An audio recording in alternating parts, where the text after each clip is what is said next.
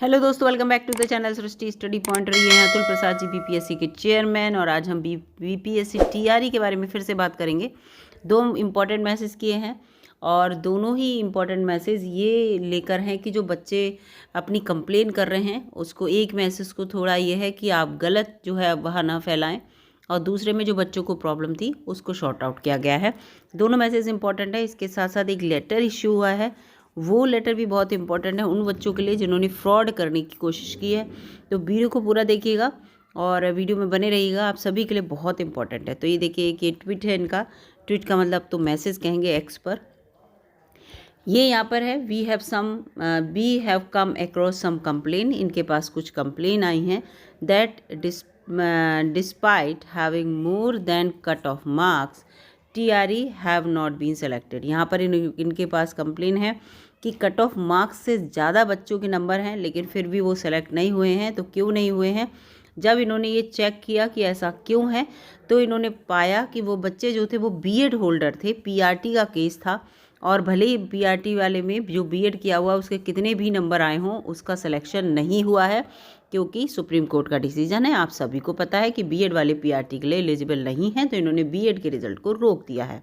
यहाँ पर बीएड वाले बच्चे ही कह रहे हैं कि हमारे मार्क्स ज़्यादा हैं, हमें हमारे जो है कट ऑफ में हमारा नाम नहीं है। तो इस तरह की अफवाहें फैलाई जा रही। इसको लेकर यहाँ पर एक ये लाइन बहुत इंपॉर्टेंट लिखी है कि इस प्रकार की कंप्लेन जो हैं अगर देखने को हमें मिलती हैं, जो ये जो है झूठ सब में फैलाया जा रहा है कि ज़्यादा कट ऑफ के बाद भी हमारा सिलेक्शन नहीं हुआ है, तो इन लोगों के खिलाफ जो है वो कंप्लेन करेंगे। ठीक है, इन लोगों के खिलाफ कार्रवाई कर सकते हैं। याद रखिएगा, मे हैव टू फेस, उन्हें क्या फेस करने पड़ सकता है?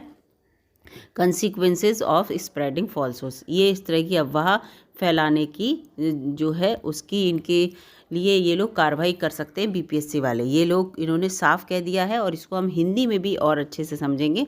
पहले हम दूसरा इनका मैसेज देख लेते हैं कि दूसरा मैसेज क्या है। दूसरा मैसेज यहाँ पर है कि 11-12 के जो बच्चे हैं जिन्होंने 11-12 के लिए फॉर्म भरे थे, उन बच्चों ने कहा है कि हमारा पेपर बहुत अच्छा हुआ है लेकिन फिर भी हमारा सिलेक्शन जो है वो नहीं हो पाया है। ऐसा कैसे? सम टीआरई 11-12 कैंडिडेट हैव कंप्लेन की है कि बहुत बेकार उन्हें मार्क्स मिले हैं, जबकि ठीक है डिस्पाइट क्या है देयर गुड परफॉर्मेंस, उनकी जो परफॉर्मेंस थी बहुत अच्छी थी, बहुत अच्छे उन्होंने पेपर दिया था। तो इन कैंडिडेट के लिए अतुल प्रसाद जी कह रहे हैं कि उनको एडवाइस दी जा रही है कि अपना जो है वो ये चेक करें कि उन्होंने जो सब्जेक्ट कॉम्बिनेशन लिया था वो ठीक था या नहीं था ओएमआर शीट में। ठीक है, ऐसा तो नहीं कि आपका सब्जेक्ट कॉम्बिनेशन ही जो है गलत रहा हो, तो आपका एक चेक हुआ हो दूसरा ना चेक हुआ हो, तो इस तरह से आपके नंबर कम रहे हों। तो यहाँ पर वो सब्जेक्ट कॉम्बिनेशन को चेक करने की बात कर रहे हैं। अब इन दोनों मैसेजेस को हम हिंदी में देखते हैं। इसके साथ साथ एक जो लेटर है उस लेटर के बारे में भी फिर से जानेंगे कि क्या है। तो पहले हम इन्हें हिंदी में देख लेते हैं, उसके बाद आगे बढ़ते हैं। देखिए, कुछ टीआरई 11-12 वाले जो उम्मीदवार थे उनके पास आए थे कि अच्छे प्रदर्शन के बावजूद भी उनके अंक बहुत कम आए हैं। इसकी उन्होंने शिकायत की है, कंप्लेन की। तो ऐसे उम्मीदवारों को सलाह दी जाती है कि वे जांच कर लें कि उन्होंने जो ओएमआर में अपना सब्जेक्ट कॉम्बिनेशन था, विषय संयोजन, वो सही चुना या नहीं। ये इसको लेकर था। और दूसरा मैं आपको जो इनका मैसेज है उसकी हिंदी में दिखाती हूँ। उसका देखिए ये है कि हमें कुछ शिकायतें मिली हैं कि कट ऑफ से अधिक मार्क होने के बावजूद भी टीआरई उम्मीदवारों में उनका चयन नहीं हुआ है। जांच में हमें पता चला कि ये जो कैंडिडेट थे वो बीएड डिग्री धारक थे और पीआरटी के अभ्यर्थी थे। ऐसे शिकायतकर्ताओं को झूठ फैलाने का परिणाम भुगतना पड़ सकता है। देखो यहाँ पर है, यहाँ पर चेतावनी दी गई है कि अगर आप सब जगह ये झूठ फैलाएंगे कि जो है धांधली हुई है, हमारी अच्छे मार्क्स थे फिर भी हमारा सिलेक्शन नहीं हो पाया, कम नंबरों वालों का सिलेक्शन हो गया है, धांधली की गई है, तो इस तरह की अगर आप भ्रामक खबरें फैलाएंगे तो आपके खिलाफ कार्रवाई की जाएगी। और इसी से संबंधित मैं आपको एक लेटर भी दिखाती हूँ, मोस्ट इम्पॉर्टेंट है वो लेटर। ठीक है, जब वो पढ़ेंगे तो आपको समझ में आ जाएगा कि कार्रवाई भी हो सकती है आपके खिलाफ।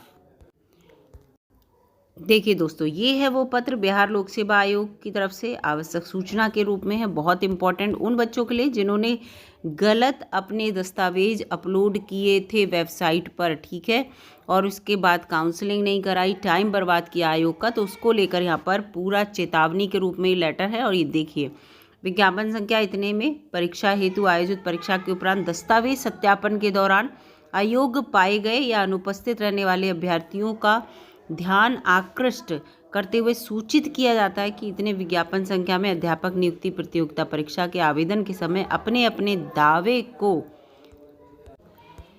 इसके साथ ही लिखा है, एवं उनके समर्थन में आवश्यक प्रमाण पत्रों को समर्पित करते हुए इन सभी तथ्यों को सही होने की वचनबद्धता दी थी। ठीक है, आपने वचनबद्धता दी थी कि ये जो मैंने डॉक्यूमेंट लगाए हैं और जो लिखा है, दौरान अयोग्य पाए गए या अनुपस्थित रहने वाले अभ्यर्थियों का ध्यान आकृष्ट करते हुए कहा जा रहा है कि क्या कंडीशन थी आपके सामने। ठीक है, वचनबद्धता दी थी, परंतु दस्तावेजों के सत्यापन के समय आप पर्याप्त अवसर मिलने के बावजूद उसमें अनुपस्थित रहे या असफल रहे।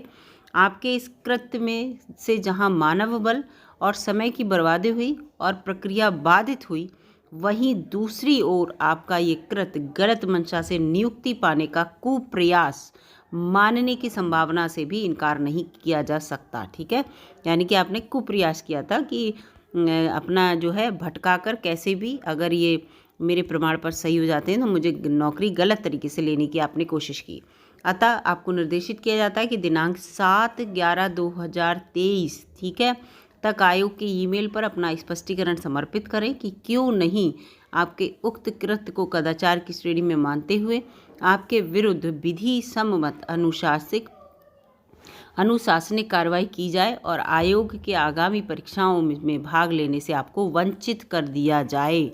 ठीक है, अगर आपका जो डॉक्यूमेंट आपने गलत अपलोड किए, आपने जो है आयोग को भटकाने की कोशिश की है, समय बर्बाद किया है, तो आगामी जितनी भी बिहार में परीक्षाएं होंगी उनसे वंचित कर दिया जाएगा अगर आप स्पष्टीकरण नहीं दे पाए। उक्त तिथि तक स्पष्टीकरण प्राप्त नहीं होने की स्थिति में माना जाएगा कि इस संबंध में आपको कुछ नहीं कहना है। तदालोक में आयोग आपके विरुद्ध विधि सम्मत कार्यवाही के लिए स्वतंत्र होगा।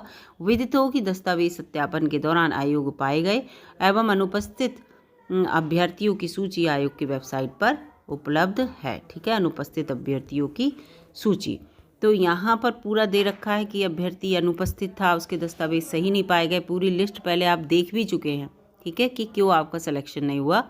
तो यहाँ पर पूरा ये 27 तारीख का आज का लेटर है और इसको देखकर आप समझ जाइए कि आयोग अब बिल्कुल सतर्क हो गया है। जो आप भ्रामक खबरें बच्चे फैला रहे हैं उनके खिलाफ भी कार्रवाई करने को, और जिन्होंने डॉक्यूमेंट गलत लगा के जो है भटकाने की कोशिश की है आयोग को, उन सब के लिए भी पूरा कार्रवाई करने के पूरे प्लान में, क्योंकि वास्तव में जो भर्ती हो रही है उसको लेकर इश्यूज़ क्रिएट किए जा रहे हैं, गलत गलत खबरें फैलाई जा रही हैं, तो कोई ना कोई कदम तो आयोग को उठाना ही पड़ेगा।